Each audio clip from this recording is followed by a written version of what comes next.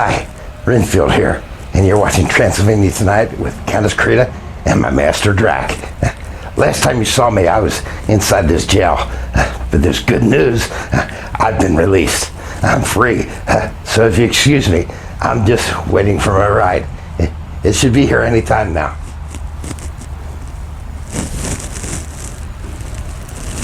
No. Anytime. My ride will be here anytime, and I'll be on my way, a free man. I actually thought that they'd have been here waiting for me as soon as I walked out of the gate, but they're not. They must have gotten caught up in traffic, but they'll be here anytime now. Anytime now. They'll be here anytime now.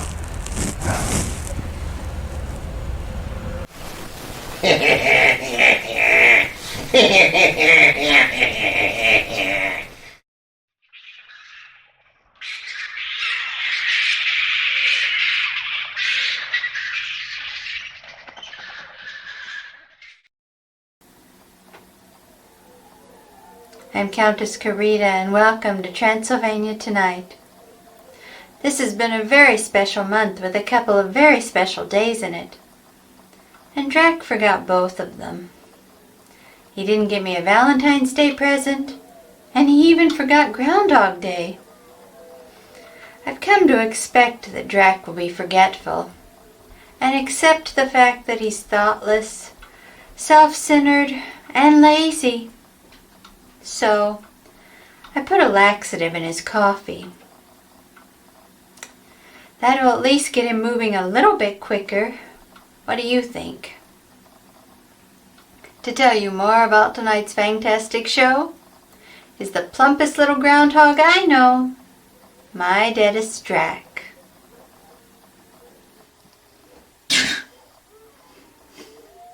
Oh, hi there. Sheesh. Did you hear what Krita just called me? She called me a groundhog. A plump little groundhog. How disrespectful.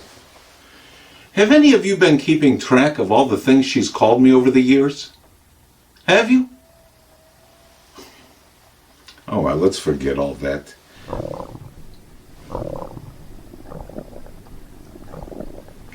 Let's start the show. Now!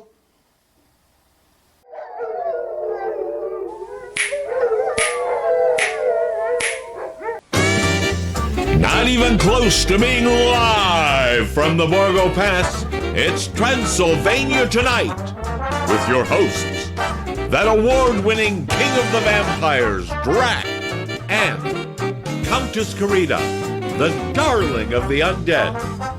Join Drac and Krita for tonight's feature film, The Corpse Vanishes.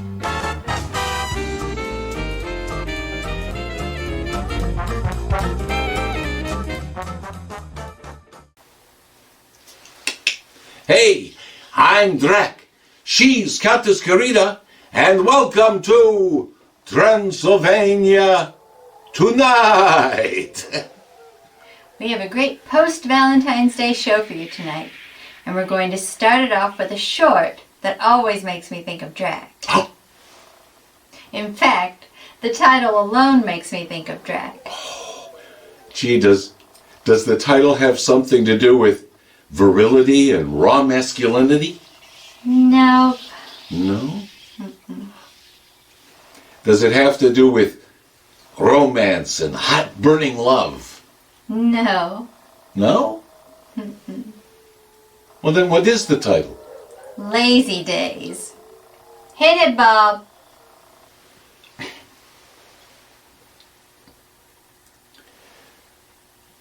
I can't believe you called me a groundhog. A plump little groundhog. And did you really put laxative in my coffee? What do you think? Well, I do feel a bit lighter on my feet. Hey! I can dance again.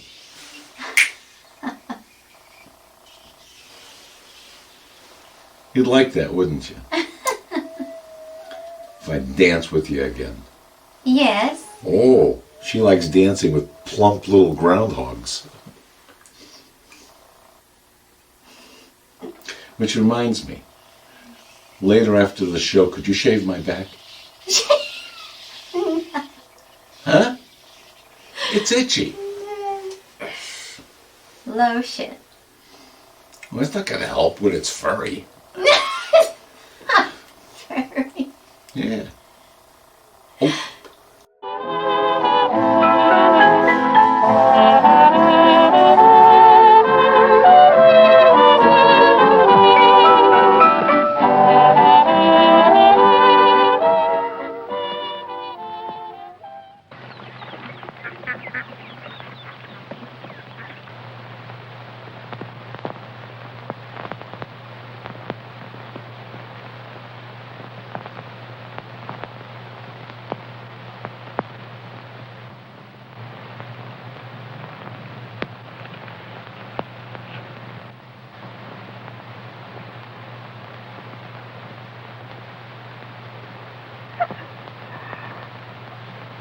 Hannah, you make me tired to watch you blow that balloon up.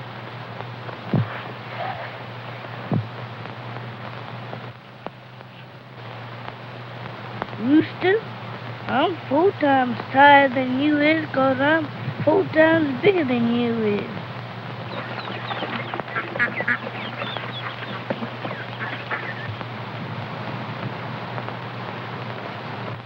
You look like you 10 times tired than I is 'cause you 10 times bigger than I is.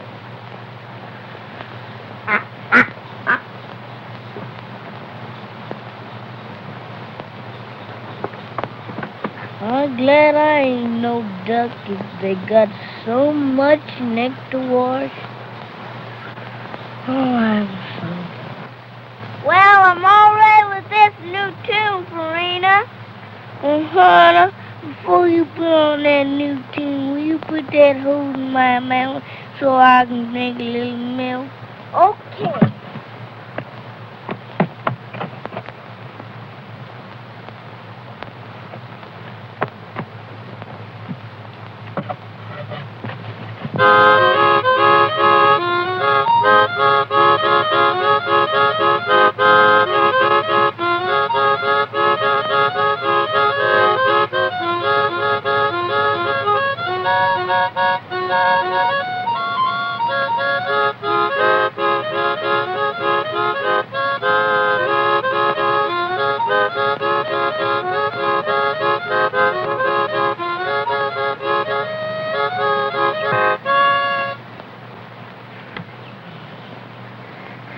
Here, honey, will you take this hose out of my mouth? Okay.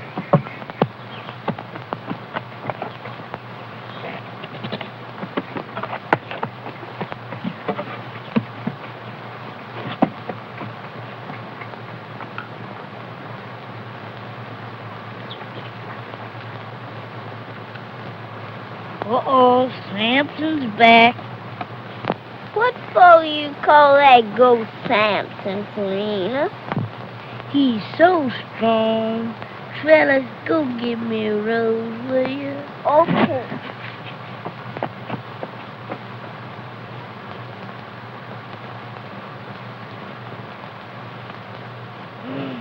Hurry up with that rose, I'm passing out.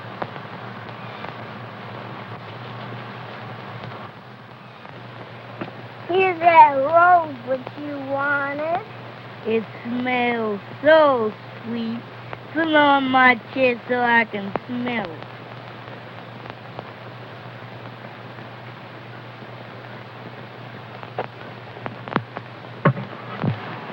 This rose is so sweet. That goat is so strong. Hope that bee's a bobtail bee. Go ahead, bee.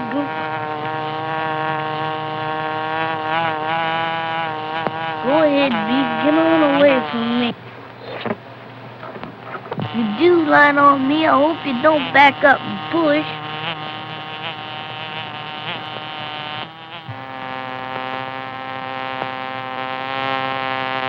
Get away from me, Bee. I don't want you around me. Bee, get away.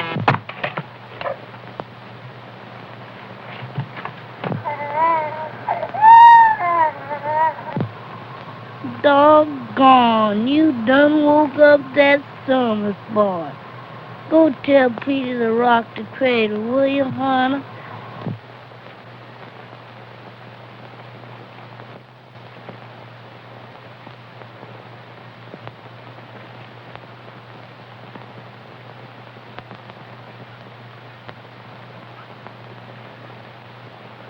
Get up there and rock that cradle, Petey. Now run down that way, Petey. Run up that way, Petey. That way. Down that way, Petey. Run up that way, Petey.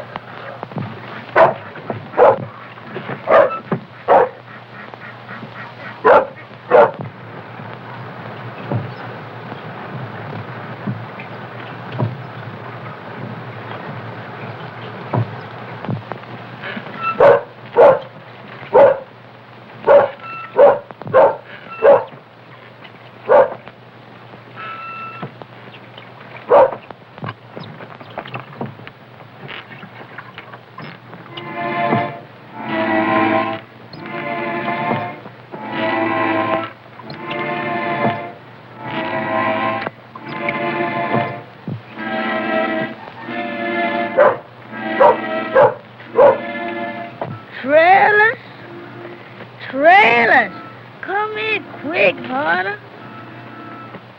What do you want, Serena? I'm in a misery. She was behind me. Here's what you was laying on. Was I laying on that horseshoe all that time? Yes. Imagine the horse got staying on that all day. Sort of way I can't be bothered. Tires me out to throw horseshoes. Will you please keep that chimpanzee out of my yard? E sta zitto, sai come mi fai portare i nervi. C'è l'ultima volta che me lo dici. I've got to go home and play with my sister Linoleum, Serena. You gonna leave me here so tired? Yeah. Bye, Serena. I ain't gonna marry you when I get big. Oh, I'm tired.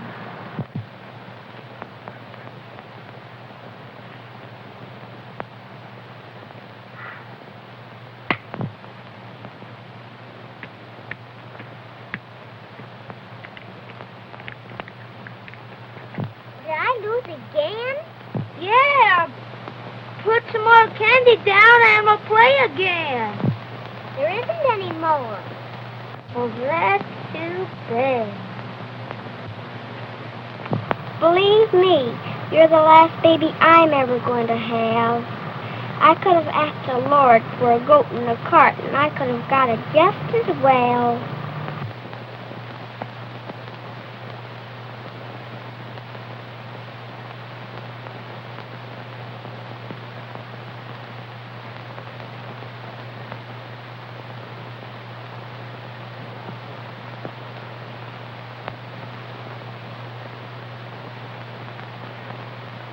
Gee willikers, Harry.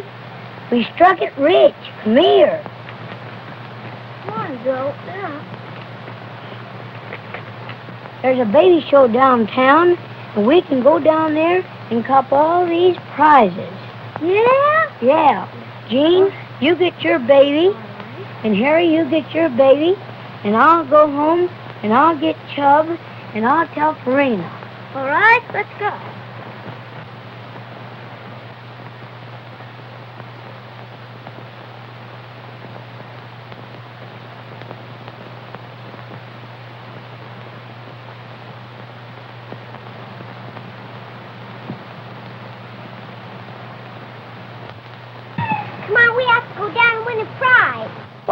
Santa Claus. I'm gonna dress you up like a baby. You're cuckoo. I am not. Come on, go. Go down the way right. Here. Come on. Yes, go down. Quick. Hey, Farina, you want $50 real money? Yeah, I guess I'll take it. Lay it on that box over yonder. I ain't got it yet. You gotta take your baby down to this contest and win it. I thought there was a catch in it. Ain't there any contest closer? That's so far to walk. You make me sick. If you don't want the $50, okay. Don't take it. $50? Oh, I thought you said 15. What I gotta do? Give your baby a nice bath and dress him all up pretty and be there at 2 o'clock. I have to go now and get Chubby ready. So long.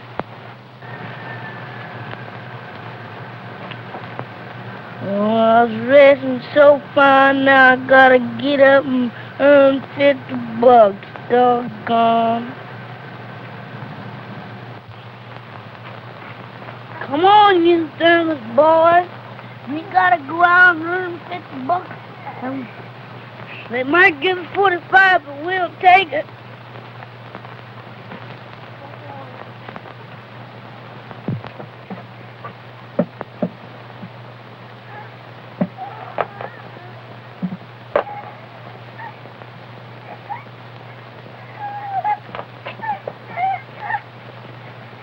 $45 a whole lot of money. Maybe they only get us 40.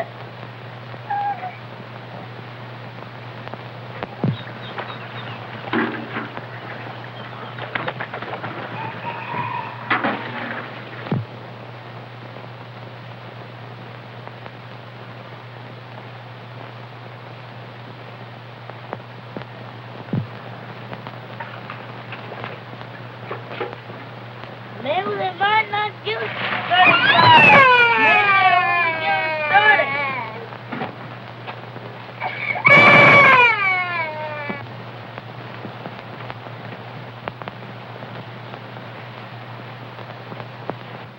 Come on, get this on here. How far out? Well, you're going, baby. Let's go. Go ahead,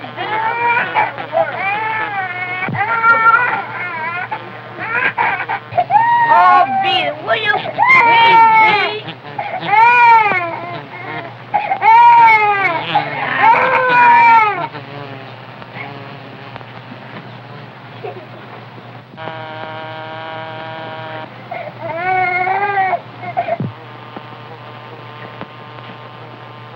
Who was that?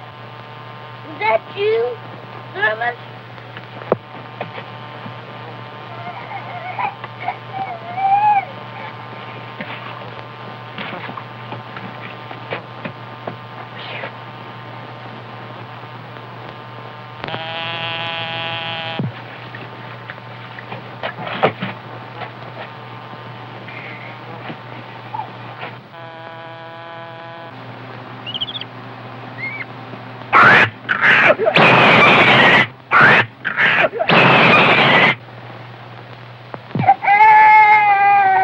Oh, who wants to make $50 anyway? Ow!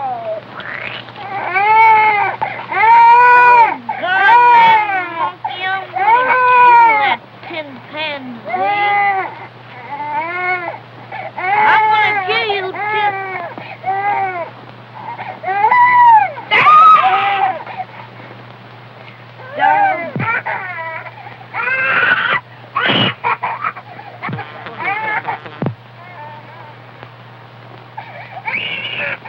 Oh, man, protect that tin pan. See, I'm gonna kill it.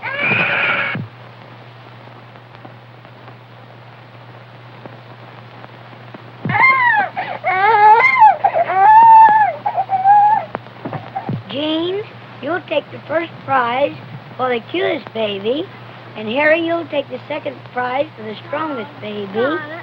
And Mary, you'll take the third prize for the handsomest baby. And I'll take the fourth prize for the fattest baby. We can't get away with this. They'll know I'm not a baby. Oh, shut up. There's $150 in this. I know. We might get pinched. Oh, don't be a baby. Let's go.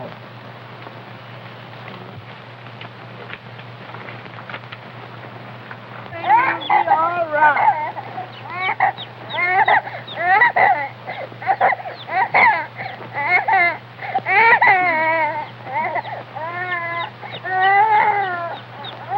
I'm going to buy my mama stuff, Mark Juicy. Hey, Weezer, get in there.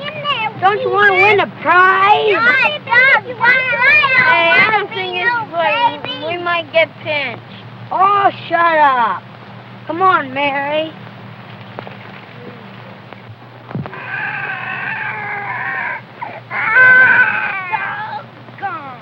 I bet this monkey had something to do with this. Don't cry, Judy. Oh, Judy, I have to get you out of here. Maybe they won't get us put it. Maybe they only give us 10.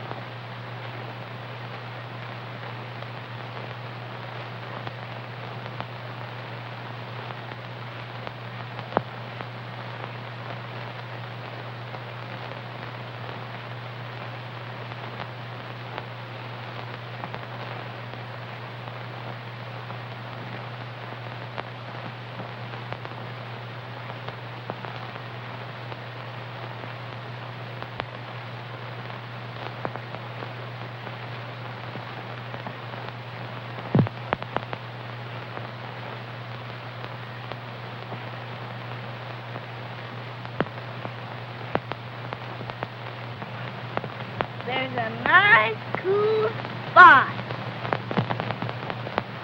Hermes, I'm going over and rest me up a while.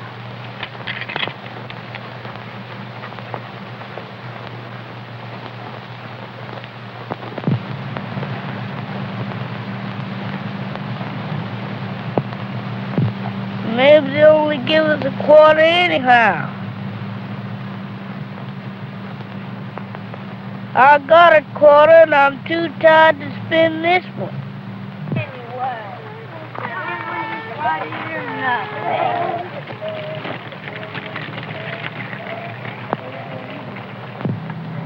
hello, Joe. Hello, Farina. Do you mind laying my prize in my baby bugger? There wasn't any prize. How come? We was a little bit late. The show was over a month ago. That's too bad. So long, Farina. Doggone, now I gotta walk all the way home for nothing.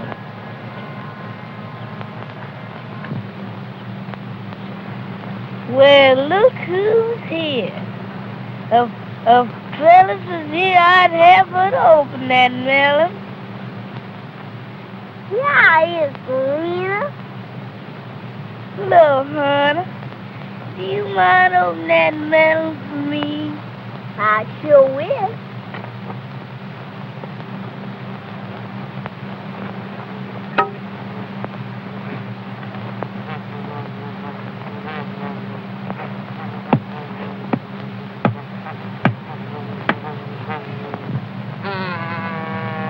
Doggone that bee back again. Bee. Hon, will you swat this B word? What with this stick? Yeah.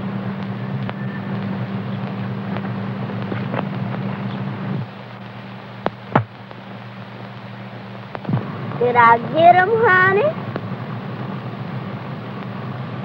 Did you?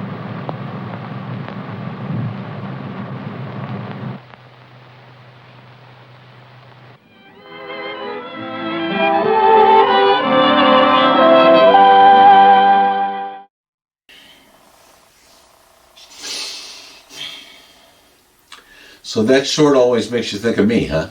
It does. You have to admit it's a bit uncanny. Well, that brings us to tonight's feature film. And it's going to be another visit to our old friend, Bela Lugosi. It's The Corpse Vanishes, and appropriately for this post-Valentine's Day show, it's a film that asks, what should you do when love is dying? What can you do? You can extract fluid from young virginal brides and inject it into your dying love. Yeah. Which is kind of what we do with the peasants, right, Carita? Pretty much. So here it is from 1942, Bela Lugosi starring in The Corpse Vanishes. Oh, Trellis, I'm so tired and I'm so thirsty. Could you get me another cup of coffee? Of course, Thermos. And do me a favor. This time, hold the laxatives. Okay. Oh.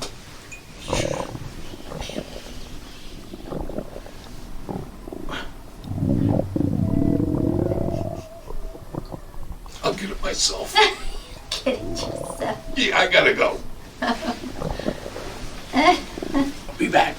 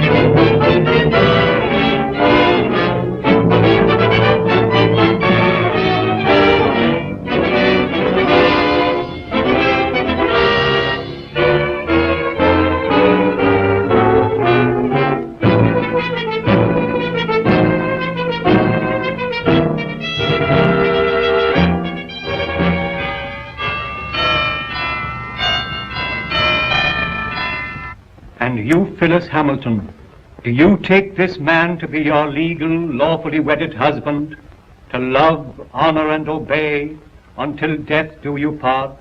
I do. She's fainted, Dr. Rayburn.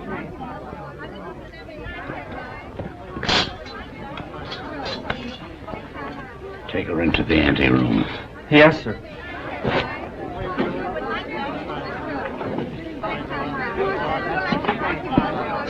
Dr. Rayburn, I'm Pat Hunter from the Chronicle. Please, this is no time for interviews. Shall I telephone for the ambulance? No. The undertaker. She's dead.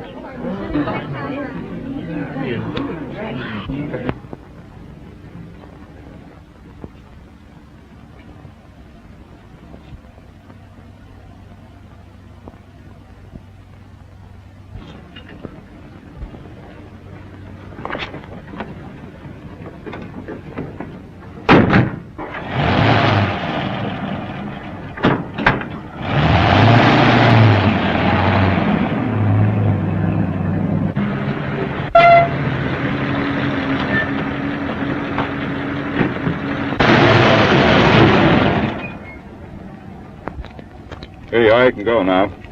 Is that all? Gee, thanks.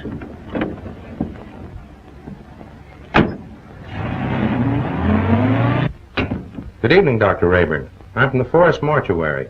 Forest Mortuary? Why, 2 of your men just drove away with the body a few moments ago. Well, there must be some mistake. They weren't our men. Well, I've heard of ambulance chasing, but this is something new. New? It's sensational. Another kidnapping of a dead bride. What a story!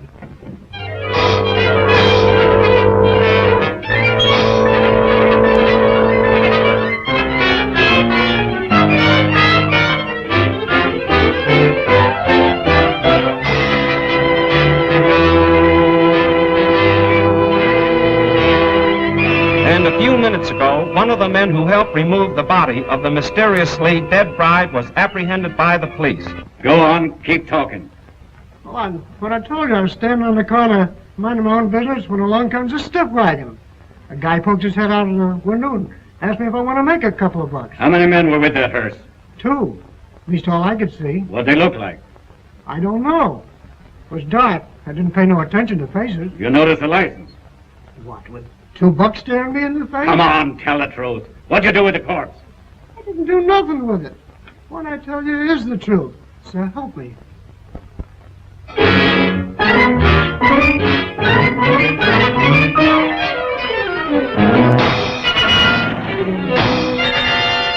As District Attorney, Mrs. Wentworth, are you sure there won't be any trouble? You can proceed with the wedding as planned. Well, we want some assurance besides words. We want protection. I'll have plenty of men guarding the chapel. And if I'm any judge of the appearance of your daughter, she looks as healthy as she is beautiful. Well, really, Mother, I think you're making much ado about nothing. You're not worried, are you? Not in the least.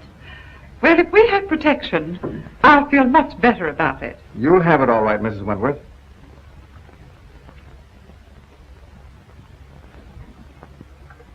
Tell Jones and Riley to wait. I'll pick him up.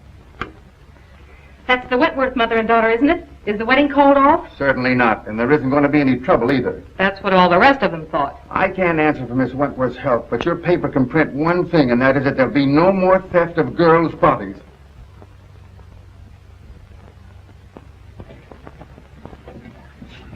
Yeah. This'll get you and Sandy into the wedding, and I want plenty of photographs. Oh, don't worry, boss. I got enough film to cover the Russian front. Oh, Mr. Keenan, you promised to take me off the society column. Oh, quit beefing. You're getting a break. This is the most exclusive wedding of the year. What if the Wentworth girl drops dead, too? You'll still tell me what she's wearing, along with the rest of the fancy pants. Get me the guest list and don't bother about anything else. I've got 3 men working with the police, and there'll be plenty more thereabouts. If the bride pulls up this time, there won't be any snatching. Now get going. What if I get a clue? Oh, I wouldn't let that bother me, sweetie pie. You wouldn't know a clue if it bit you. I'll remember those words, stooge.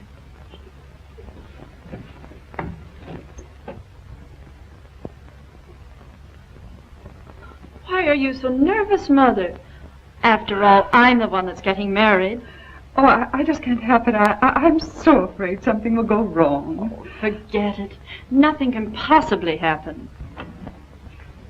Oh, Alice! Oh, you look perfectly beautiful. I look all right. Oh, yes. Oh, I am too. Have you seen Dwight? No. Make it snappy. We're late and this wedding won't wait for us. Can I help it if we had a blowout?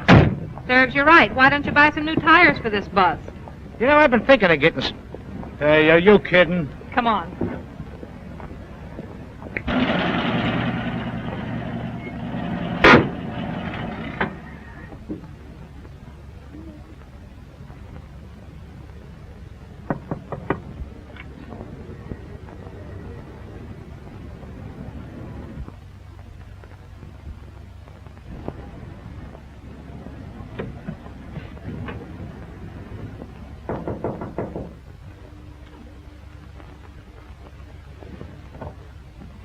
Dwight, you mustn't come in here. It's bad luck. Oh, not even a peek?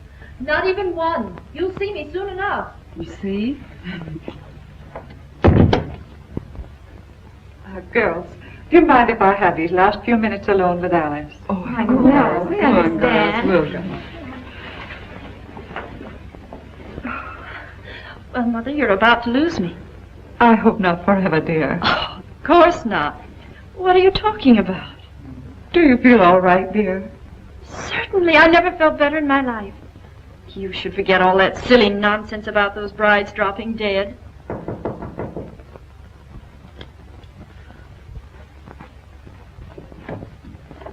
for Miss Wentworth. Oh, thank you.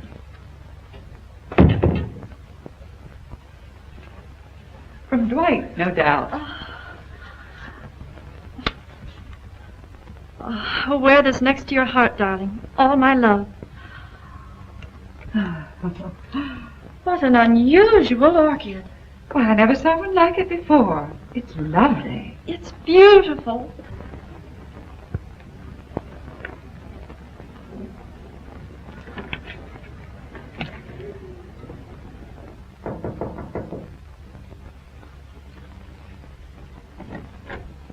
The minister is ready, Mrs. Wentworth. Thank you.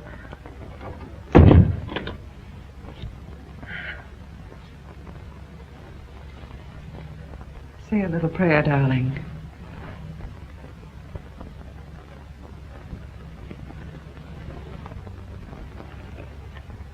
You look faint, dear. Do you feel all right?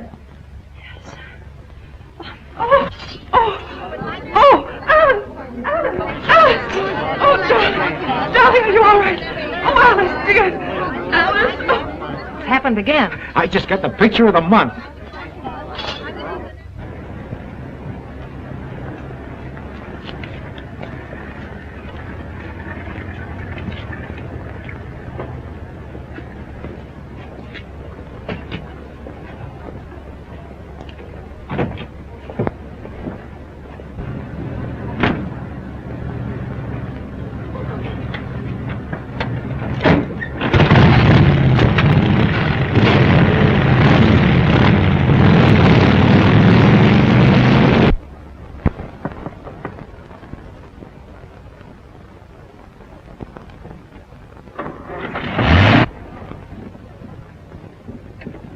I just phoned the news to Keenan. Did you get any more pictures? Did I get pictures? I covered everything except a close-up of this pretty posy. Why, that looks like the one the bride wore. What are you doing with it? Presenting it to you, sweetheart, as a token of my devotion. Take a smell. Who ever heard of an orchid with a scent? Well, that one has. Maybe it's a clue. What a peculiar sweet odor. Yeah, make a swell romaine salad.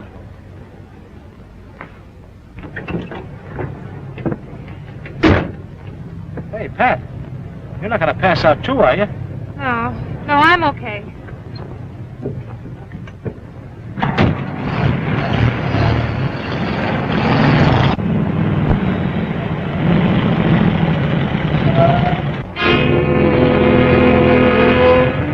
You stay right here.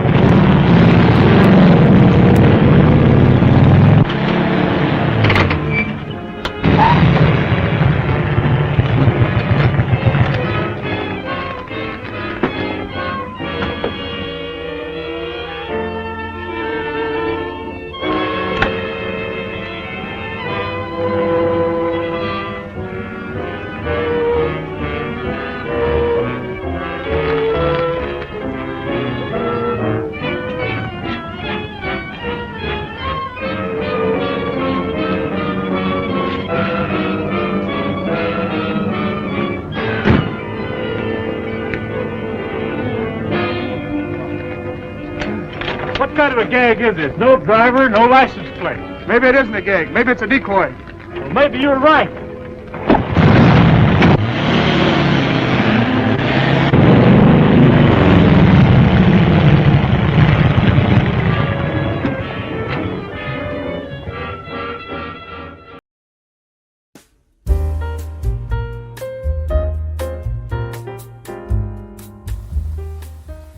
And now it's time for What is Drac Thinking, where we take a look into the brilliant workings of Drac's mind. So Drac, what are you thinking? Well, you know, Karina, have you ever heard him say about somebody, like, they have a wry sense of humor? Yeah. Yeah. Have you ever heard anybody say somebody has a pumpernickel sense of humor? I don't think so. I haven't either. I certainly never had somebody has a wheat sense of humor. A wheat? Or a bagel sense of humor. A bagel sense of humor. Yeah. That would be a sense of humor that just goes around and around and around with a hole in it. Kind of like a donut. Yeah. donut sense of humor? That'd be sweet. No jelly filled though. No jelly-filled sense of humor. No. Cream filled would be okay. Okay. That's what I was thinking. Leave it to you. Join us again next time for another edition of What is Drac Thinking, where we take another look into the brilliant mind of the King of the Vampires. And if somebody had like a French sense of humor or an Italian sense of humor, you know, would you be talking about the nationality or the bread? The bread. The bread? Yeah, sure. Which brings us back to rye. Alright. Which would explain why there were so many great Jewish comedians. You know? Because they never ate white bread. Yeah, remember that in that Woody Allen movie? You know? Yeah. When he was looking at, you know, he was going to be like, you know, a WASP, a white Anglo-Saxon Protestant, and he brought home white bread? Yeah. Well, it's true. You know?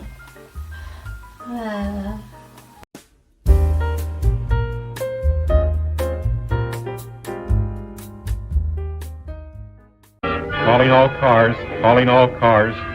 Another abduction of a girl's corpse. Brunette, 22 years of age. Stop and search all trucks and suspicious-looking cars. That is all. Burnside.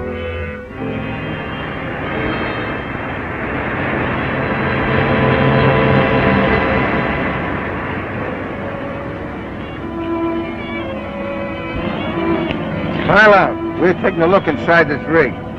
Sure thing, officer.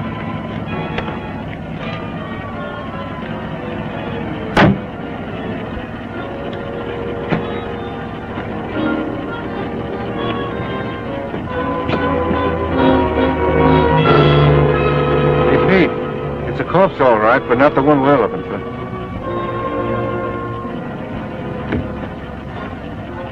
All right, go ahead.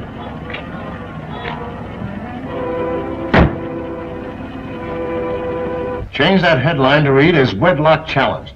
Then set up an editorial attacking the DA's office for playing marbles while some madman runs away with the bodies of dead brides. Okay, Mr. Keenan. Send me up the proofs right away. Oh, so it's you. Well, of all the rotten stories that have ever been turned into this office, yours takes the prize. No guest list, and we don't even know what the bride wore. She wore this orchid. Listen, Miss Hunter, I have a great responsibility. I'm a public servant. Parents are calling the Chronicle frantically with tears in their voice, begging for news of their daughters. I have a daughter myself who's about to be married. Maybe she'll drop dead too, but she won't drop dead from an orchid. I didn't say that. Well, then what are you talking about? Every one of the brides that died and disappeared were wearing one of these orchids. How do you know?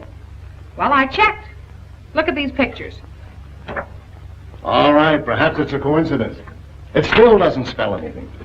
Then where did the Wentworth girl get this orchid? The bridegroom didn't give it to her. Perhaps a dozen people gave it to her. Her mammy, her pappy. No, they didn't either. I checked. Besides, this orchid has a peculiar odor. That's unusual. Well, if you think it's a clue, why don't you follow it up? Is that an assignment? It's a notice that you're through if you don't bring something in. Okay, Mr. Keenan.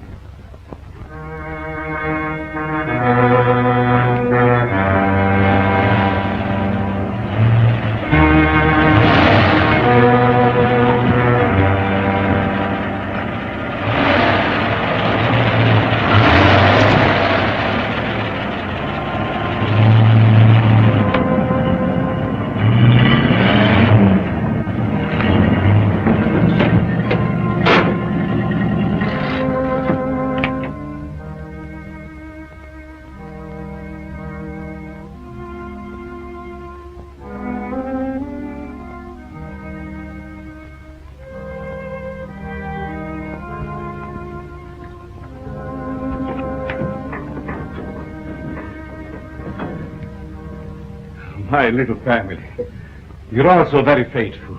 Master, the Countess is waiting. Upstairs? There. Oh, we must hurry. Mike?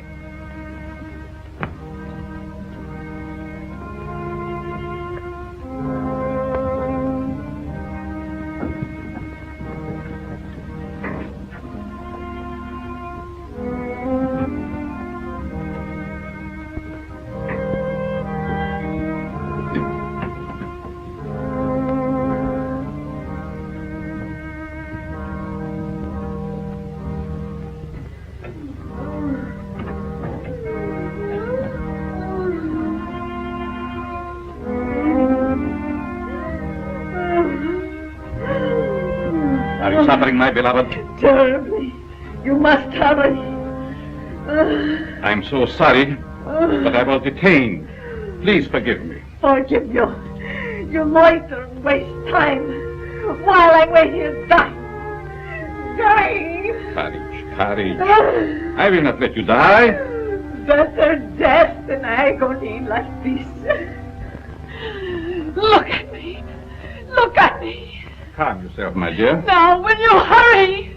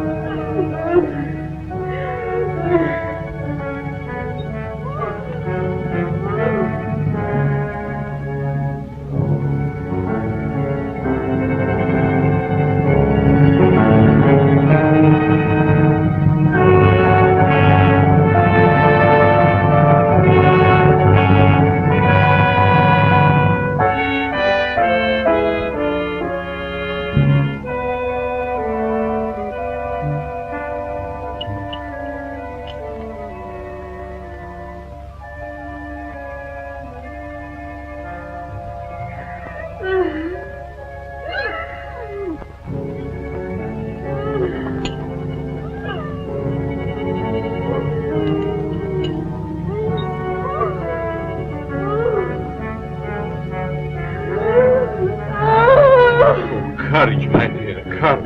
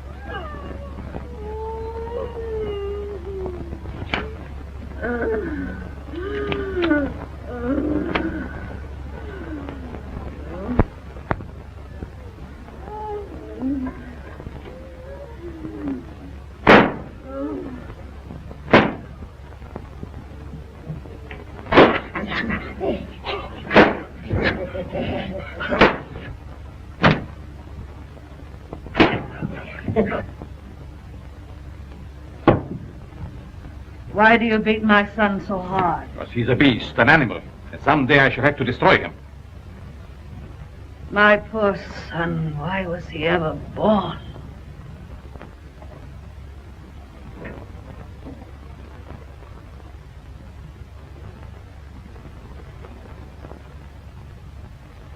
Can you bear to look at me now? Of course. You're beautiful.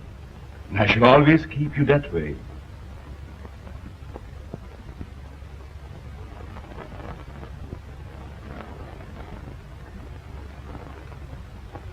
Will she live? As long as she can be of any use to us. She's pretty. Very young. All of them must be. Come, my dear. Look after the girl, Parker. Yes, nurse.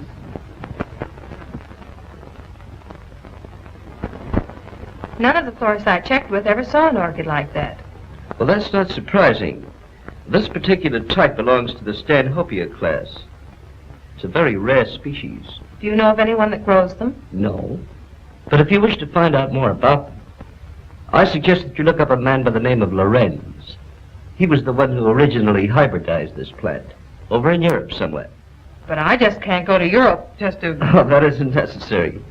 He lives up at Brookdale now. Thank you, Mr. Smith. You're quite welcome.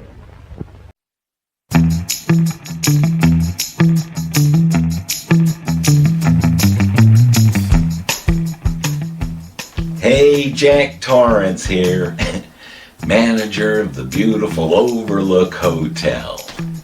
You know, I've been here since 1980. I worked my way up from the boiler room to the ballroom, and I just love the place. I'll never leave, and I think you'll love it too. You know, folks ask me all the time, they say, Jack, is the Overlook a good romantic destination? And I tell them, well, heck yeah, it is. Why, the halls of the Overlook are filled with great romantic stories, like the story of Clyde and Agnes, a couple who used to meet here one weekend every month in the early 1930s. Then came the weekend in September of 1932 when a freak snowstorm hit early. The Overlook was just slammed with snow.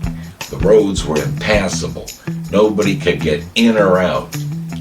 So Clyde and Agnes were trapped here. But of course that didn't stop a fella named Roscoe. He drove his car up that road as far as he could until he got snowbound miles from the Overlook's front door. That didn't stop Roscoe. He got out of that car and strapped on a pair of snowshoes and trudged through the snow to get to our historic hotel. And once he got here, he came into the lobby and he was starved. So he was happy to see that we had that free continental breakfast. Roscoe must have eaten 8 or 9 donuts and had 4 or 5 cups of coffee while he was shaking the chill off of his bones. And once he was finished, he went up to room 333 where he found Clyde and Agnes. And he blew their brains out with a service revolver before turning it on himself. Because you see, Agnes was Roscoe's wife.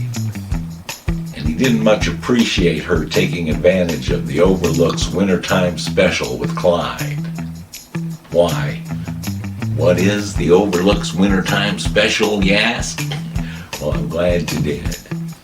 You see, if you're booked in here at the Overlook and we're hit with one of those freak storms and you get snowbound in for the winter, why, you don't get charged for anything.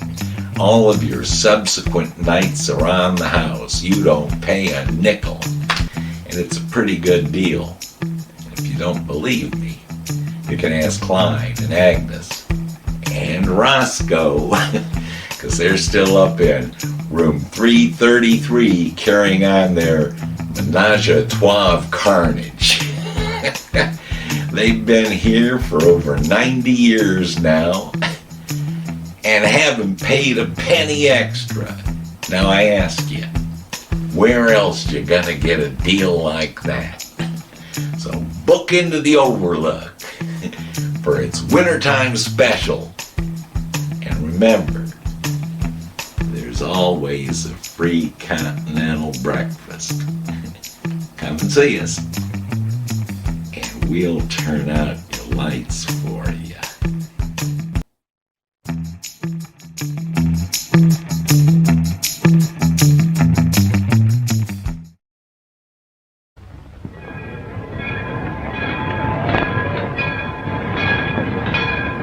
Looks like that box got a coffin in it, Jed. Sure does. For Professor Lorenz. What do you suppose he wants with a coffin? Search me. He's such a strange, spooky guy. The further I stay away from him, the better. Me too. I'll take charge of this. Go ahead, take it away. Glad to get rid of it.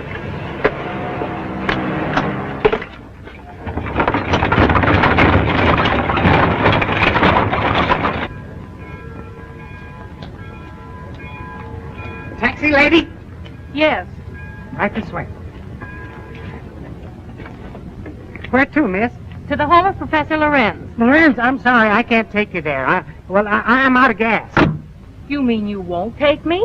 Yes, ma'am. I'm sorry. I just... Is this the only taxi in town? Yes, ma'am, it is. Look, I've simply got to get to the Lorenz place. I'll make it worth your while. Oh, I'm sorry, lady, but that truck's going up there. You might get a ride with him. That is, if you don't mind riding with a coffin.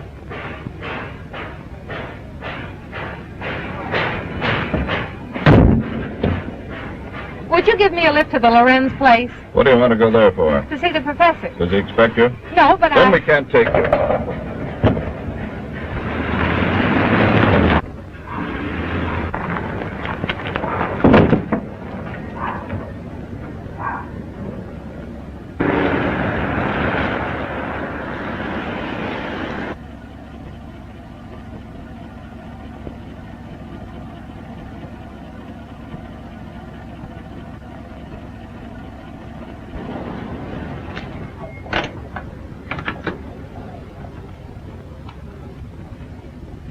Get off and stay off. Look, I've got to see Professor Lorenz. It's important. I said you couldn't ride.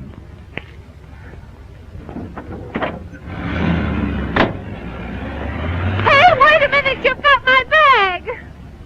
Oh.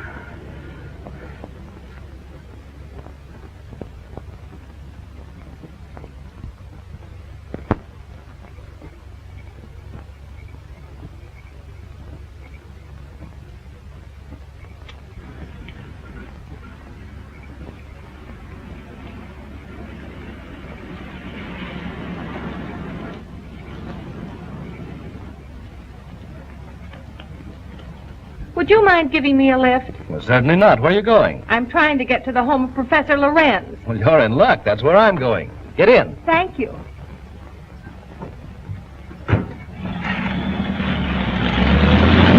My name is Dr. Foster. I'm Patricia Hunter. Are you a friend of the Lorenz? No, I'm a reporter. I hope to interview the professor. You're his doctor, I presume? Well, not exactly. Lorenz is a doctor himself, but he has no license to practice. I've been working with him. We're trying to find a cure for his wife. Oh, I see. What type of people are the Lorenzes? You'll find them very interesting. Professor Lorenz is a man of unusual accomplishments, but his wife is rather peculiar. I expect you'll find them both a bit eccentric.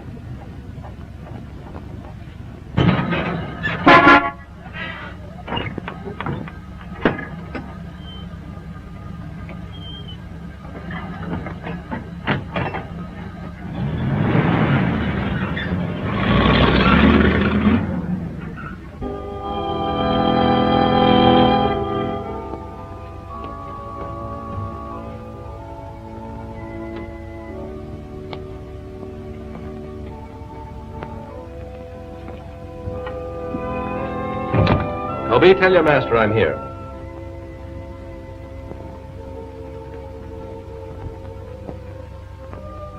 Cheerful little fellow, isn't he? I told you they were eccentric. I'm inclined to believe you.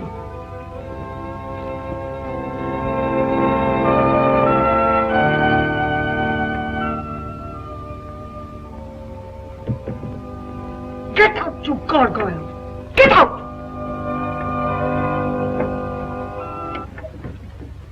Good evening, Dr. Foster. Come right in. Good evening, Professor Lorenz, the Countess. May I present Miss Patricia Hunter? How do you do? We have been expecting you. So you found my bag in your truck? Yes. There it is. Miss Hunter's a newspaper woman. I came here hoping you might grant me an interview. An interview? About what? No one asked you to come here. You are not welcome. Control yourself, my dear. I'm sure Miss Hunter meant no harm. Please forgive my wife. She's not well. Come, you had better retire. So that's what you call being eccentric. Well, I have another name for it. I do not like that girl. She is here for no good. We have nothing to fear.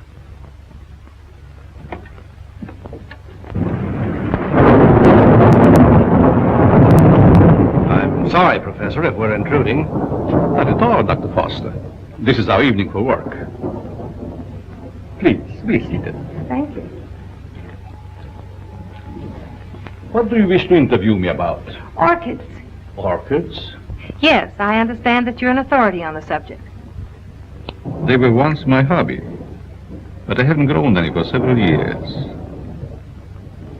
Which species are you interested in? A very rare one of the Stanhopea type. A horticulturist told me that you're the original hybridizer of it. Have you ever seen one? Yes, I have one in my bag. I'll show it to you. Where did you get it? Oh, a friend of mine gave it to me. You see, I'm doing an article on orchids for my newspaper, and I thought that you might be willing to supply me with some special data. I'm sorry I can't spare a time tonight, Miss Hunter. You see, I have very important work to do with Dr. Foster. I understand. If your interview can wait until morning, I'll drive you back here then. If that's agreeable with Professor Lorenz. Well, it's quite agreeable, but I would suggest that you both stay here as my guests. Thank you very much, but I prefer going to a hotel. Just as you wish.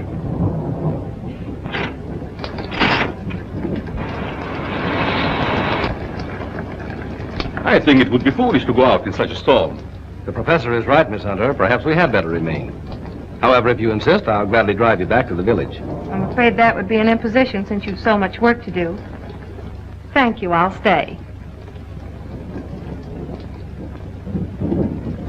Toby will show you to your rooms. Toby, take up Miss Hunter's bag.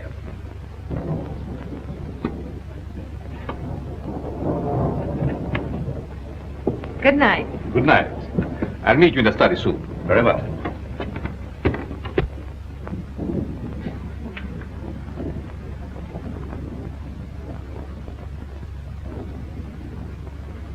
Why did you ask her to spend the night here? A very special reason.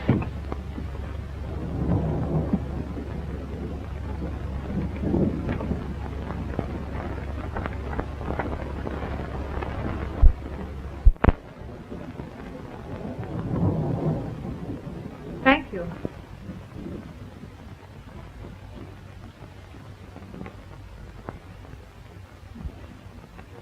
I guess you sleep very good. Maybe. The few times I've stayed overnight here, I slept unusually well. It must be wonderful to have nerves like that. Tell me, just how well do you know these people? Why, actually, not very well. I've only recently moved into the village. You know, a young doctor trying to establish a practice. Well, I must be keeping you from your work. Good night, Doctor. Good night.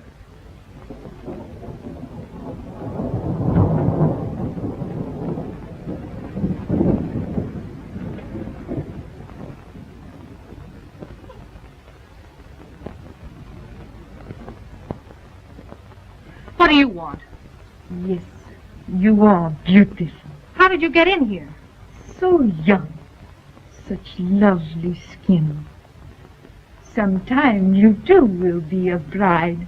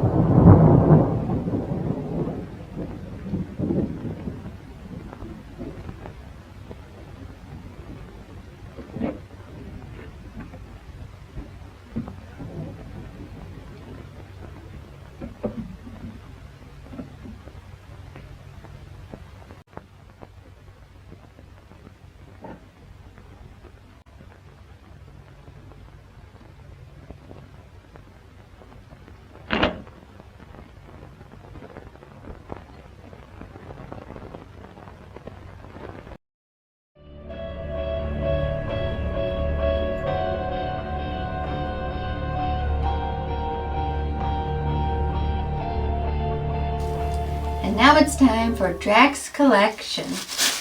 You know, Drack collects all kinds of things. And tonight he's going to be sharing one of his collections with us. What do you have for us, Drack? Well, you know, Carita, I'm really excited because tonight I thought I would show everybody my collection of ketchup packets from around the world. What? Yeah, you know, this is one of the biggest collections of ketchup packets that I've ever seen, and you know, it's taken me just years and years and years to put this collection together. Seriously? Seriously, what are you talking about, Carita? I mean, you're seriously saying that that's your prized ketchup collection from around the world that's taken you years and years and years to collect? Quiet, Carita. You got all those yesterday when we stopped into the gas station for a burger and fries on the run. Carita, I'm trying to burn some time here. Join us again next time for another edition of Drax Collection. Oh, and you know what? Some of those ketchup packets were so nice, I even had them graded. No, you didn't. Oh, yes, I did. Look here. This one, this was from Belgium. It got an 8.5. Yeah. And this one I got when we visited our friends in Uganda. It's a 9.4. And then one I got right here at home, I didn't even have to travel for it. It got a 10.0. You did that with a Sharpie. No, I didn't. I didn't. It's a 10. I'm taking offers on it, you know, because everything has a price. I'll even do trade, you know. I'll trade you this 10.0 for a copy of Captain America #1 from 1940. Or maybe even Amazing Fantasy 15, you know. Or Spider-Man 1, you know, Fantastic Four. Well, you know what? Spider-Man and Fantastic Four 1, you know, for the 9.4, you know. But for this one, well, that's a rarity, you know. That's on the census. You know, I'm holding out for a really good price or trade on this one. Drac.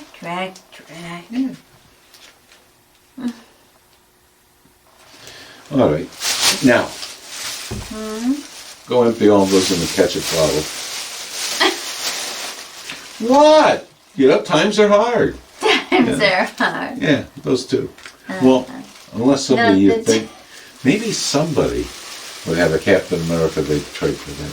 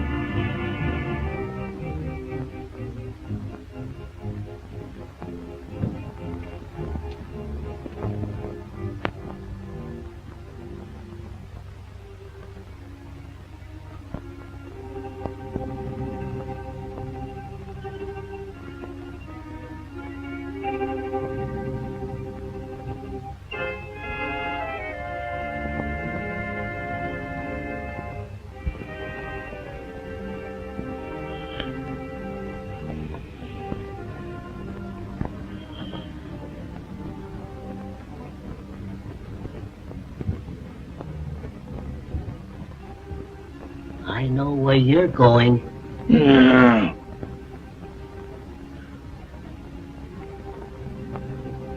Someday, the master will catch you. Then you'll be sorry.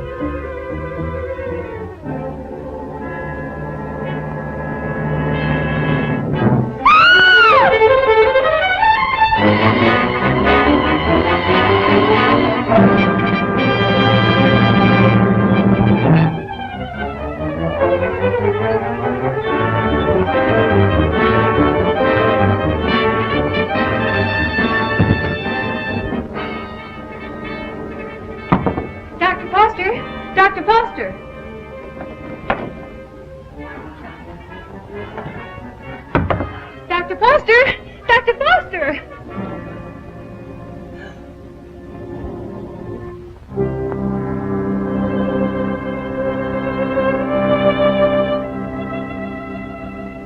Dr. Foster! What's wrong? I just saw someone in my room, a horrible-looking creature.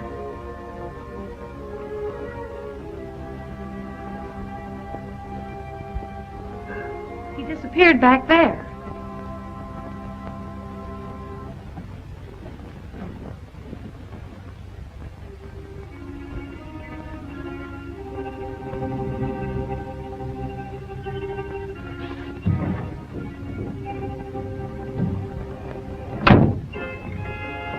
Apparently he's not here now.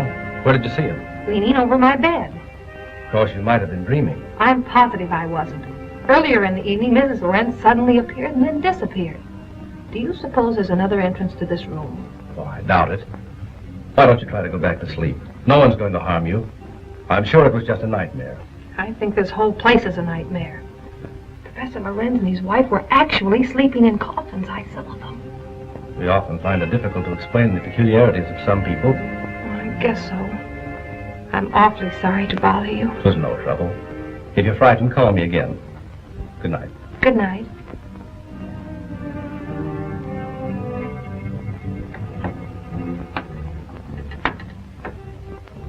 What is the trouble? The angel. He has disturbed our guests. Always the angel. He is a menace to us. Yes. I think the time has come to dispose of him.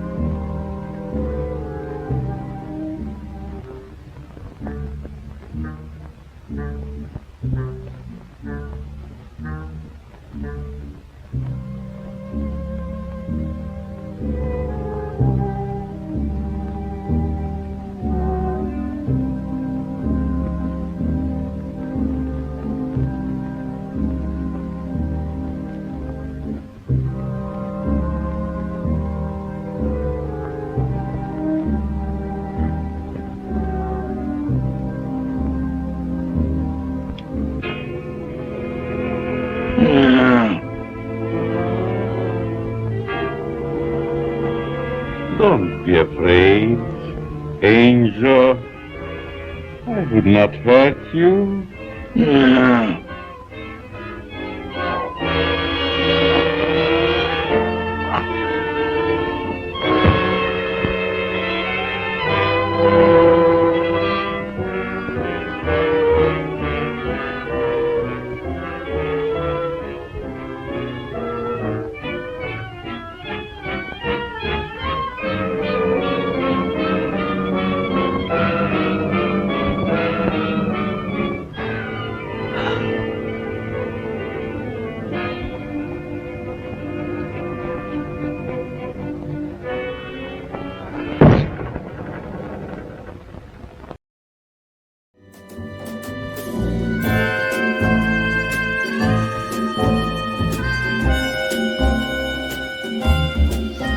You know that my deadest Drac is a bit of a mischievous scamp.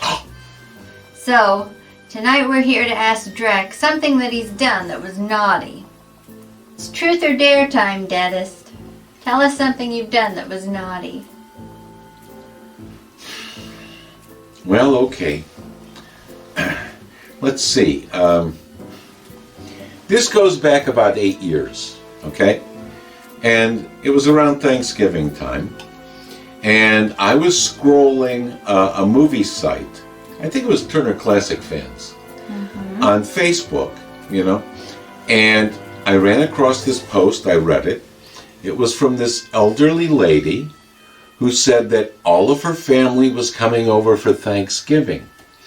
And that included her children and all of her grandchildren. And she asked if anybody could suggest a movie that she might pick up that the grandkids would enjoy watching during the day on Thanksgiving. And so I made a suggestion. I told her I thought the kids would really like Ted. Drac, that's horrible! Oh, you know, that cute little teddy bear, you know that movie Ted with Mark Wahlberg and, you know, the teddy bear. And, oh, you're right, Karina. I'm so ashamed of myself. I've heard that confession is good for the soul, so we'll be back again very soon to ask Drac about something else he's done that was naughty. Have you ever seen Ted? No, I haven't, thank you. Have you ever seen Ted? I bet the kids liked it. That's terrible. Oh, yeah, it is. Especially the scene with the strippers. Or even worse. No, I won't go into the produce department.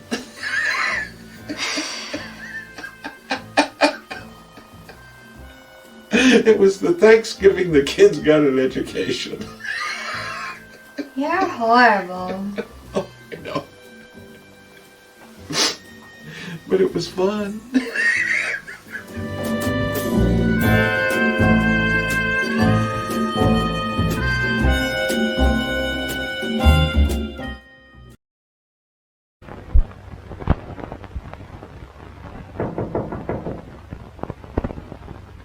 Yes? Good morning, Miss Hunter. Oh, good morning. Just a minute, Dr. Foster. I want to see you.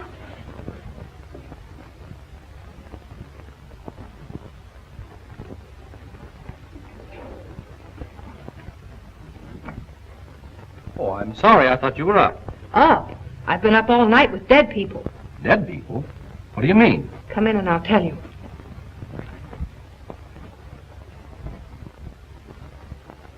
What kind of a place is this? Last night I had the most horrible experience of my life. Well, what was it? I saw lots of girls in crypts down underneath this house. Pardon me. What was that you were saying, Miss Hunter? Why have you a mausoleum in the basement? Mausoleum? What are you talking about? You know what I'm talking about. All those dead girls and that horrible dead creature. My dear, you must have had a bad dream. Now look, Professor, this was no dream. When did you see all this? Shortly after I called you and told you about that horrible creature in my room. Is that true, Dr. Foster? Why, I don't recall anything about it, Miss Hunter. You must be mistaken. Well, if I was dreaming, it was the darndest nightmare I've ever had. Well, I slept very soundly myself. Miss Hunter was rather upset, I think, when she retired. You see, in our dreams, our minds play strange tricks on us sometimes. Yes, I suppose so. Oh, Professor, that orchid I brought up here to show you's gone. I couldn't find it in my bag. That's too bad. Perhaps you forgot to pack it. Will you be down soon? Yes, right away. Are you coming, Doctor? Of course.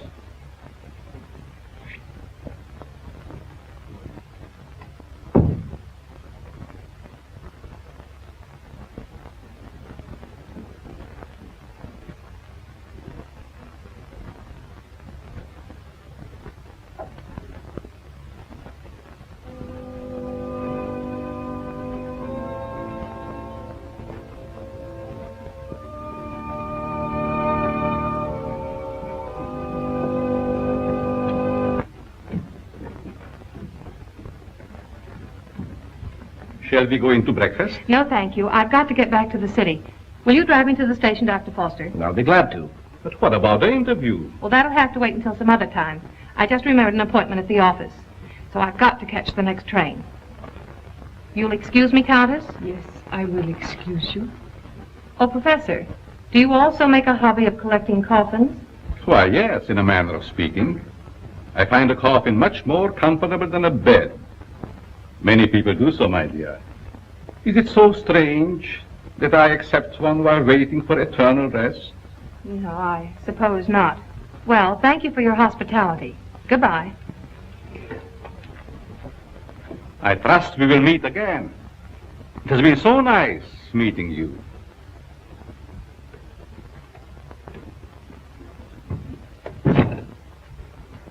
Don't tell me I'm still dreaming. What do you mean? That gravedigger. He's real, isn't he? Oh, he's real, all right. But I hardly think he's a gravedigger. More likely laying the foundation for a house. You're a trusting soul, aren't you, Doctor? Is that a crime? No, on the contrary. I envy you. Are you trying to make me believe you're one of those hard-boiled reporters that we read about or see in the movies? No, but working on a newspaper, one becomes cynical and suspicious.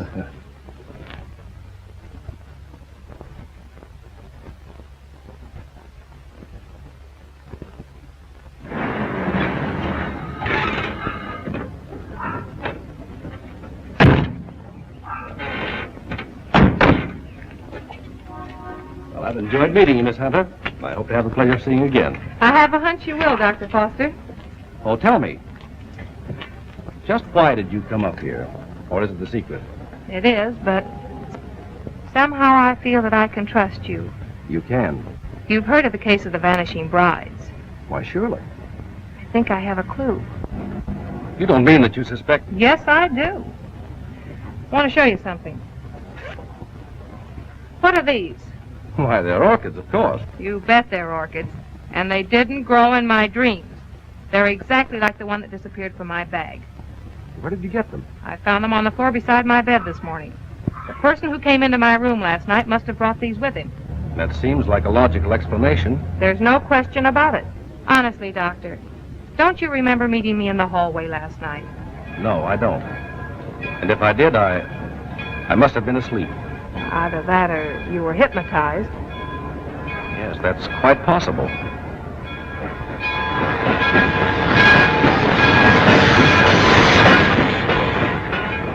Well, watch your step. And if you discover anything, phone me. That's a promise. Goodbye. Not goodbye. Au revoir.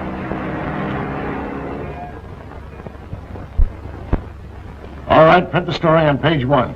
Keep your fingers crossed that this paper isn't sued for libel by some of these phony suspects that the police are bringing in. Well, I get me a Rembrandt of the guy they just brought in. I don't want photographs. I want real clues. The DA's office can't pick up the madman who's stealing the bodies of these dead girls. Maybe we can. Okay, I'll throw it in a wastebasket. No, I'll have it developed. Doyle, where's Lefty? Over at Central Station. The only thing he gets over there is a game of gin rummy. Tell him to get back here. Well, I got something. I'll say you have. You're fired. What do you mean? You can't do that to me. Listen, just because the bodies of dead girls disappear is no reason why you can do a vanishing act. But you gave me the assignment. Yeah, I suppose I did. All right, where have you been? What have you uncovered? Well, hey, not so fast. Listen, Mr. Keenan, last night I went through the most gruesome experience of my life. You should talk. All my life has been a nightmare. Well, you can rest easier now because I've seen plenty. If I can only prove I wasn't dreaming. Dreaming? I had a dream last night myself. I dreamed you gave me that raise you've been promising me. All right, Madame Zora, go on with your dream story. Well, there's a certain Professor Lorenz that lives upstate. He knows all about orchids, but insists that he doesn't grow them anymore. Yet I found these in my bedroom this morning. Listen, Dizzy, you didn't go off someplace and get married, did you? No, I didn't. But I saw the bodies of those other missing brides. All right. Now, take it easy. Stop breathing hard, Pat, and tell me all about it. Did you really see any bodies? Well, yes and no. I see. Just a bit of ectoplasm. Well, I'm sure I did, though, only... Oh, I can't explain it.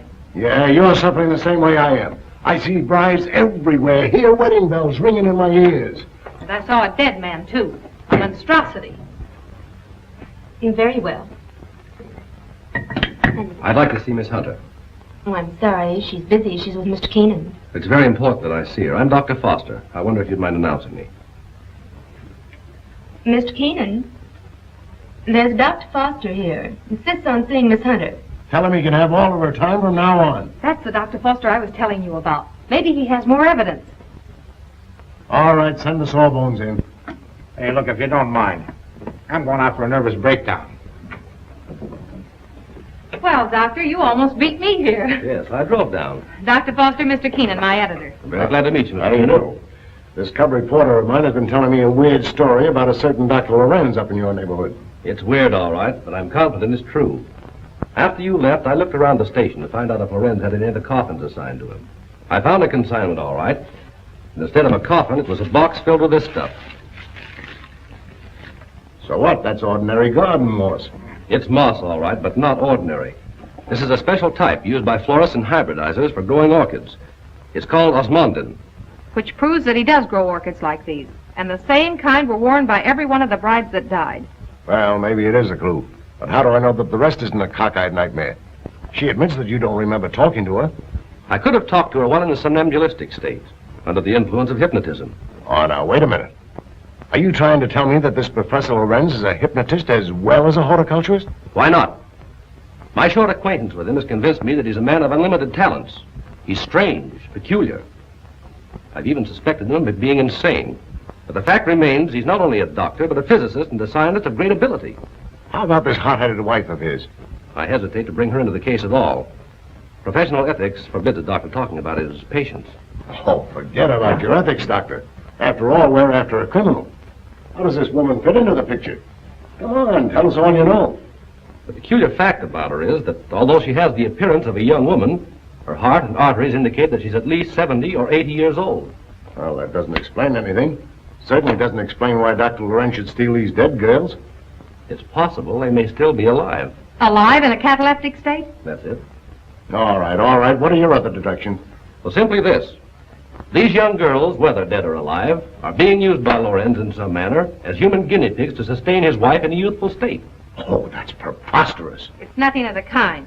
Scientists are finding out every day that glands and hormones have a lot to do with life and health. The glands in our bodies help determine the condition of our teeth, the texture of our hair.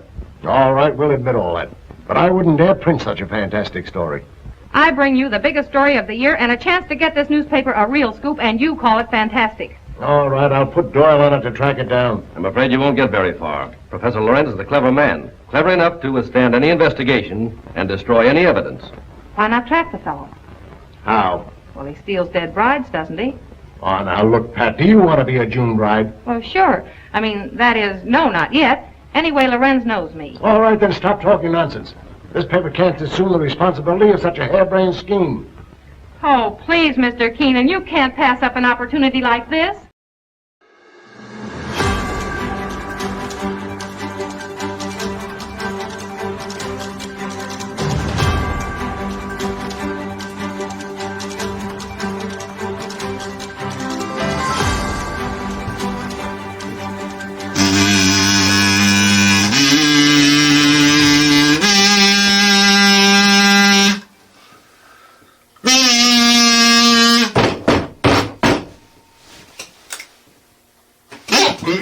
I'm Drac, and this is the Embargo Pass Report. Oh, our top story tonight. We're hit. Whoa! looks like we got breaking newses. And for more on this, we go to our Countess Carita. Carita-cita? Thanks, Drac. Sure. We here at the Borgo Pass Report are getting word that Mr. Renfield has just been released from jail. Back to you, Drac. Oh, thank you for that breaking news, Carita.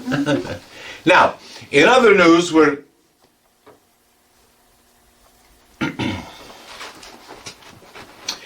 In other news, we're here...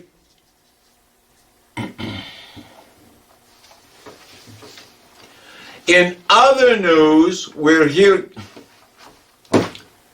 Carita, aren't you going to interrupt me again? No. You're not? No, why would I do that? Well, I don't know. You always do. You know, I thought maybe you might have more breaking newses. No. Okay. In other news, Besides, you already have Mr. Renfield waiting on the line to talk to you. I do? You do. Well, why didn't you tell me that? I guess it slipped my mind. Oh. Is there anything else that slipped your mind? Probably. I'll let you know. Okay. All right. You can put them on through, Bob. We're good. Uh-oh. Looks like we got breaking newses. And for more on this, we go back to our Countess Carita. Contessa? Thanks. Sure. Mr. Renfield is waiting on the line to talk to you. But Carita, you just told me that. I know, but I thought it would play better with the bell. Watch. We have breaking news. Mr. Renfield, who was just released from prison, is waiting on the line to talk to us. See? Oh, yeah. Yeah, sure. That's much better. Thank you, Carita. You're welcome. All right, Bob. Put him on through. Oh, Carita. Are you there, Renfield? I am, Master. Renfield, where are you? I thought you got out of jail, but it looks like you're still there. No, I'm not in jail. I'm actually home here at the sanitarium. Well, you know, it's only been a month since you were charged. And those were some pretty serious crimes they charged you with. How did you get out so fast? I owe it all to Atticus Bat from the law firm of Bat and Bat. He's a genius. What did he do? He convinced the court that I was incompetent and unfit to stand trial. He did? He did. He managed to convince the court that I was crazy, and they let me go. Can you believe that? Oh, no. That's hard to believe. Don't you think, Carita? Oh, yes. And Atticus was able to do that? He did. He convinced the judge that I was nuttier than a fruitcake, and she believed him. Really? I know, right? And all I had to do was tell the judge what the past 5 years of my life had been like. How my master was a vampire, that I chased a leprechaun down for a pot of gold in Ireland, how I discovered aliens in Antarctica, and talked in depth with the monkeys on Robinson Crusoe's island. And that's as far as she let me get. I didn't even get to tell her about busting Santa Claus out of prison. Really? Yeah. She laughed and said the defendant is obviously guano crazy and remanded me back here to the sanitarium. She banged her gavel down and said, "Case dismissed." Well, once you were in court, how long did all of this take? About 10 minutes, but you know the best part. No, what? I I was ordered to dispose of all the rat carcasses I had at drop-off points all around the country. So I got to keep about 2 million dead rats. Oh, good for you. So what did you do with them? I had them all ground up and sold the meat from about 1 million of them to a company that makes canned potted meat. And the rest went to a fast food burger chain. So what are you going to do now? I think I'm going to take it easy for a few weeks and then look into going to baseball trials for spring training. You think you'd be good at baseball? I don't know why not. I'm already your bat boy, right? Well, I have to go. It's time for my shaving enema. Bye, Karina. Bye, Master. Bye, Renfield. And congratulations on having your case thrown out of court. Well, that's all the time we have for this time. We'll see you next time on the Borgo Pass Report. You know, Karina, I think our bat boy Renfield is more than a bit bats. You know? In a good way? No.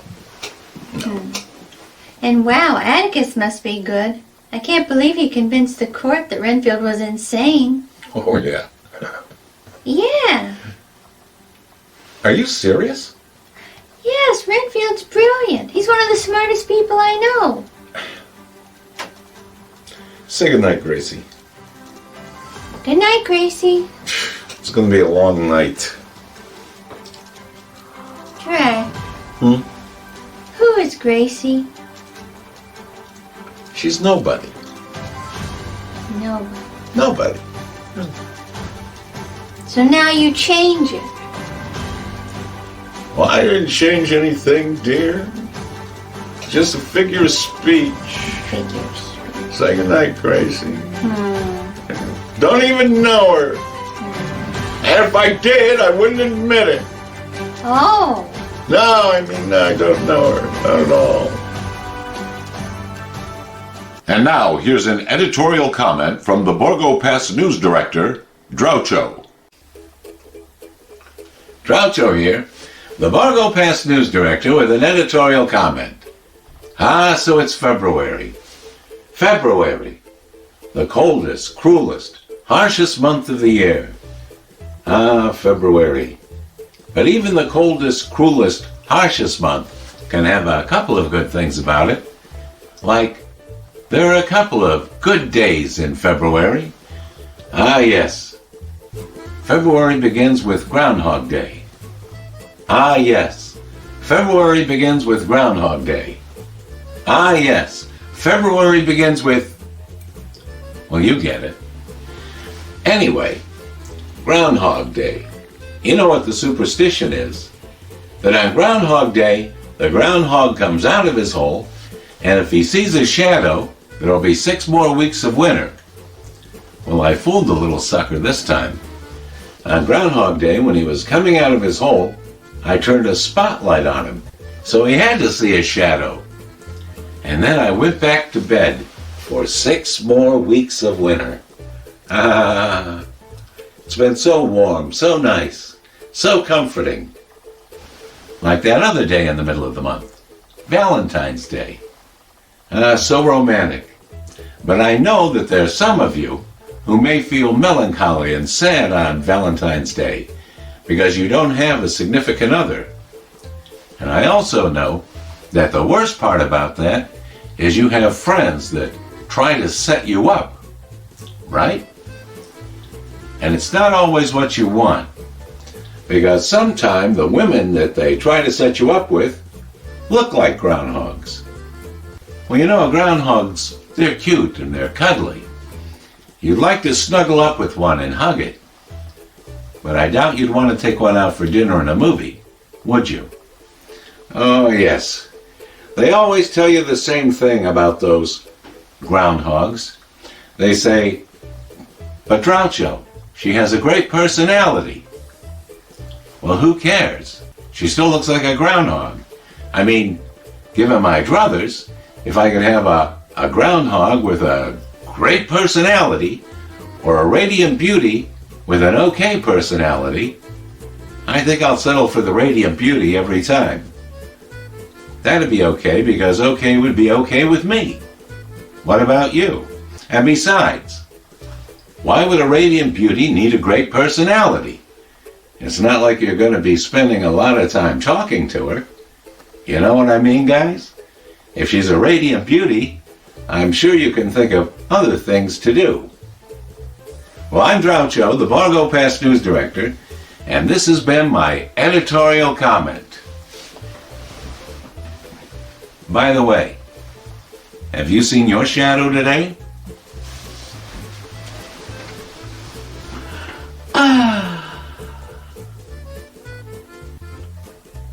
This has been an editorial comment from the Borgo Pass News Director, Groucho.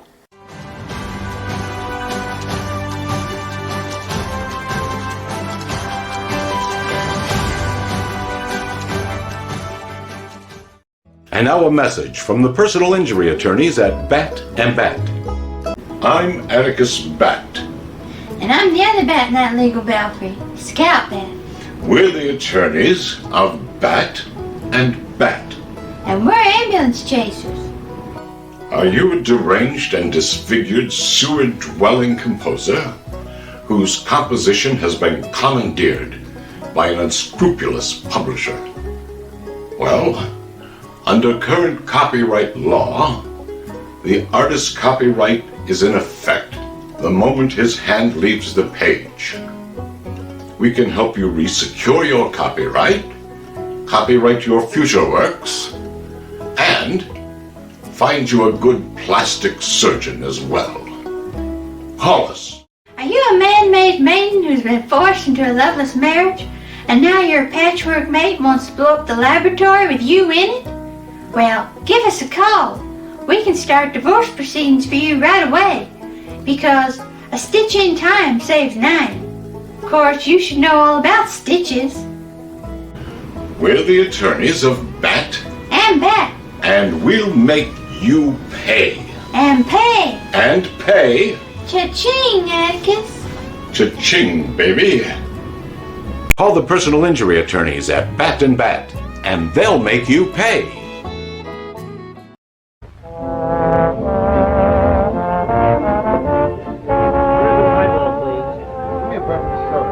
There she is. Cigarettes? Hey, she's cute. Well, would you like to dance? Later.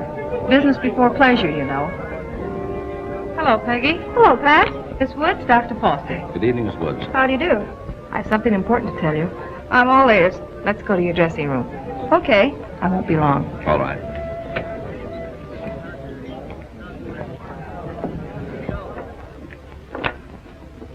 Peggy, I've landed a good part for you. A chance to prove your talent. Really? What is it, a picture or a play? Neither one. My paper's going to stage a phony wedding, and we want you to be the perfect June bride. Now, wait just a minute. With bridesmaids and flowers and all the trimmings. What is it, a circulation stunt? No. You've heard of the case of the vanishing bride. Sure. Well, this is a plan we have to trap the person who's been stealing their bodies. Are you kidding? Certainly not. The job will pay you plenty. How will I collect if I'm dead? You won't be dead. All you have to be careful of is not to smell any flowers. All I do is lie 6 feet underground and push them up. Nix, count me out. Listen, Peggy, I'm offering you a chance to get your picture on the front page of every newspaper in this country. Overnight, you'll be famous. Broadway producers and Hollywood studios will be offering you contracts, like the chance you've been waiting for.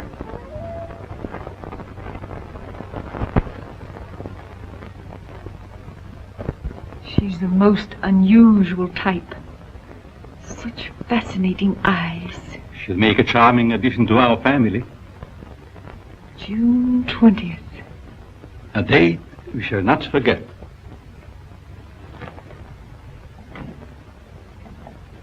Faga, what are you doing in this part of the house? Master, I keep hearing my son's voice calling for me. Your son is better off where he is. Go back to your work. Master, you shouldn't have done it.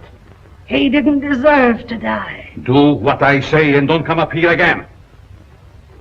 Yes, Master.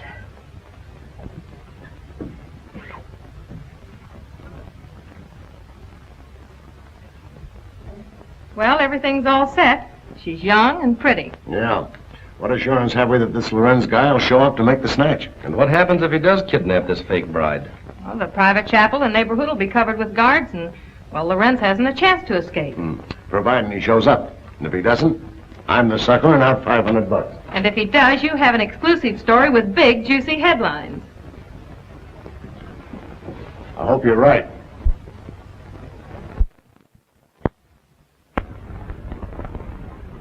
Well, blushing bride, here's where you go on for your big scene. Or big flop. My knees are shaking. There's nothing to be afraid of. Here's your bouquet and the phony orchid. Now, don't forget to put on your act. Leave that to me. You got plenty of photographers out there? Certainly. And what about the cops? How many times do I have to tell you nothing's going to happen to you? Oh, Miss Hunter. Yes? I wanted to ask you, in this ceremony, shall we use the word cherish or obey? You mean for the bride? Yes. Well, just for this once, let's put the old-fashioned word in. Obey. I've marked the words here. Just read the ceremony slowly, solemnly. Yes, I understand. I hope what you're doing isn't wrong. It's all on good cause. Well, I suppose it is. Well, if you need me, you'll find me in my study. Thank you. You've been grand, Reverend. You'd better go get ready. What do I do now? Just march down the aisle and don't forget to faint at the altar. Well, here goes nothing. How's everything going? All right so far, I guess. Good. Ceremony's about to begin. I certainly hope somebody shows up besides these ham actors I'm paying. You know, it seems to me that if Lorenz were ready to strike, he'd have sent an orchid. Just a minute. I'll take that. Did you say orchid? And I'll take you with it. There you are. Looks like our man's going to pounce all right. It looks like you're right.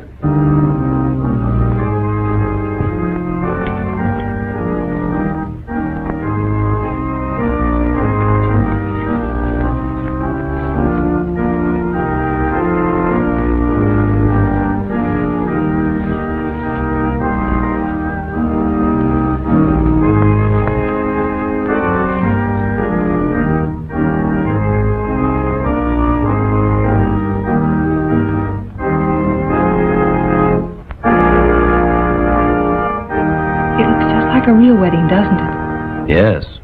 Too bad it isn't. Ours. Is that a proposal, Dr. Foster? It certainly is. The minister would like to speak to you in his study, Miss Hunter. But, oh, you mean the real minister? Yes, ma'am. Thank you. I'll be right back.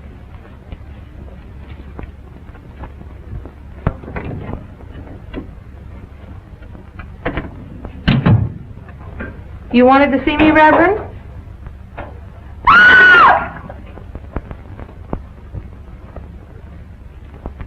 Where's Pat? The minister sent for her.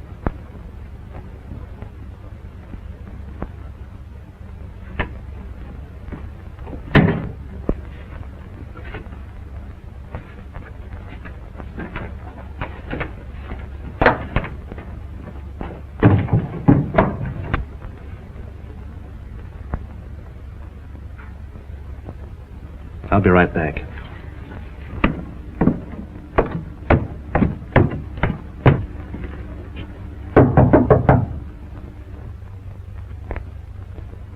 Oh, Pat!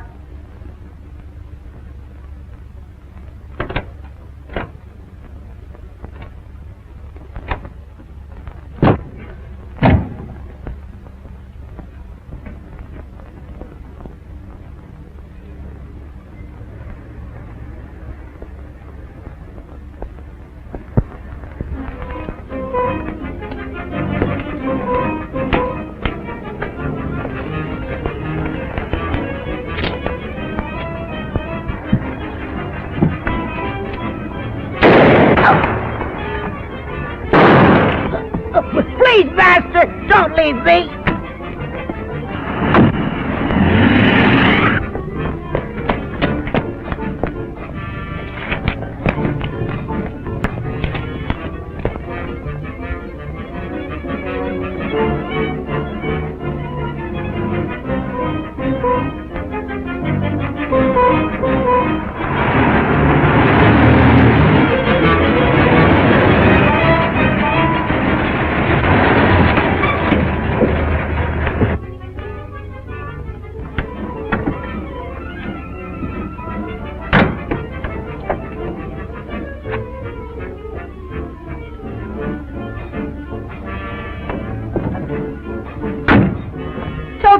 gone? Where is Toby, Master? Toby's gone. Alice. You shouldn't have left. Stop whimpering. How's the Countess? Waiting as usual. Hurry up. Let's go.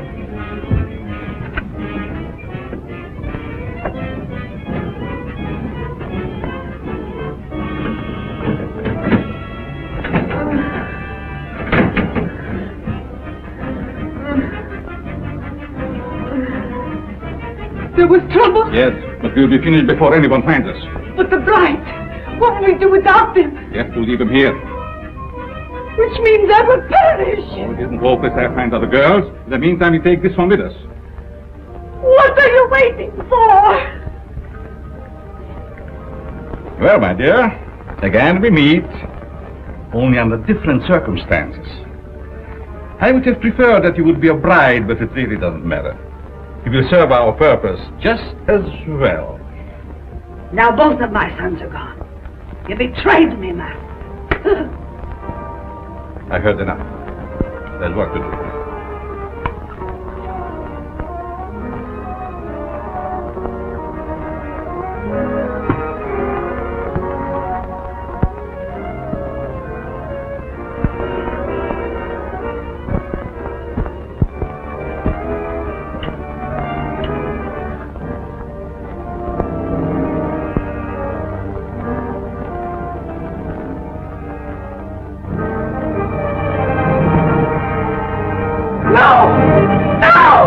You betrayed me, Master. You shouldn't have done it.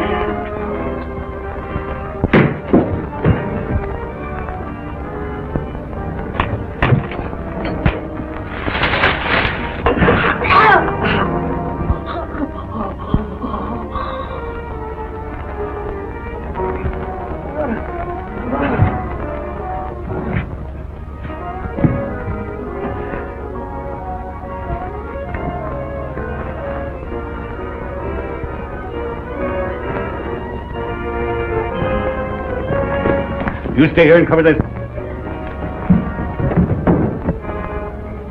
Your hand is unsteady. Can't see.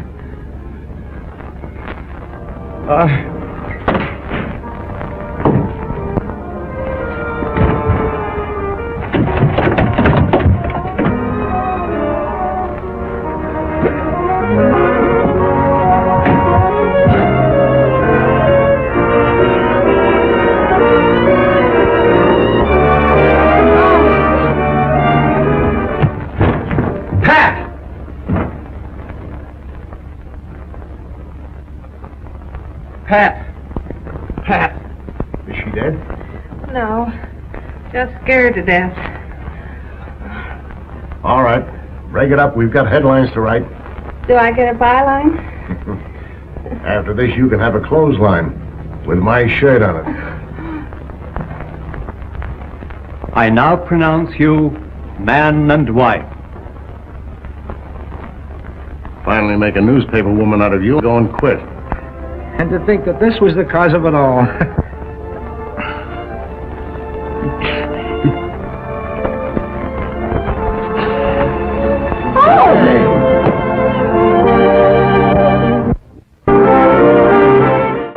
Well, that's our show for tonight.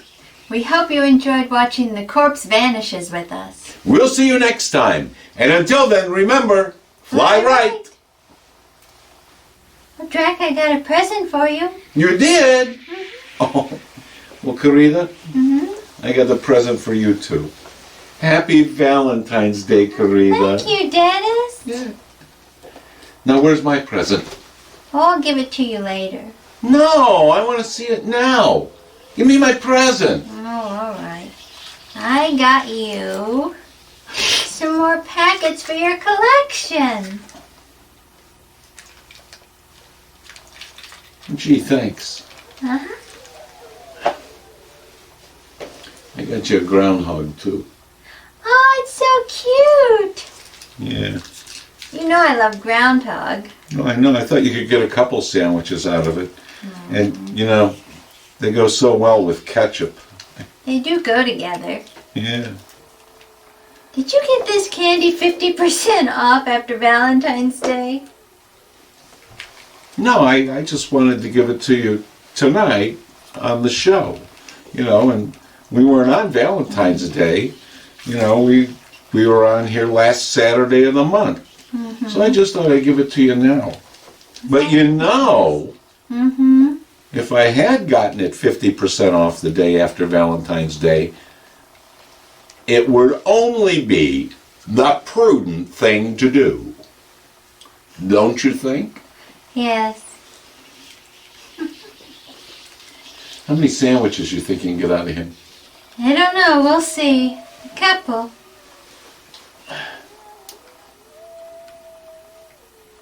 Well, 3 or 4, I think. 3 or 4? Yeah, it'd be 2 apiece. Okay. Yeah. I got ketchup.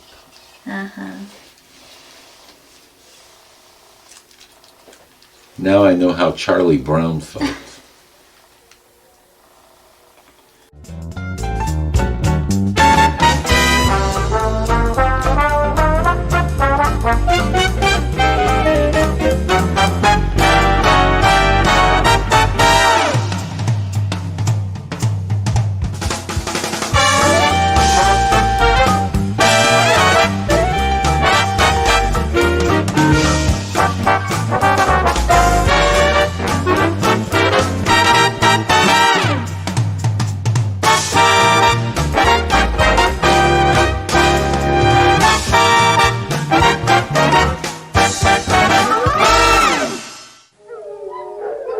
Transylvania Tonight is a Fly Right production.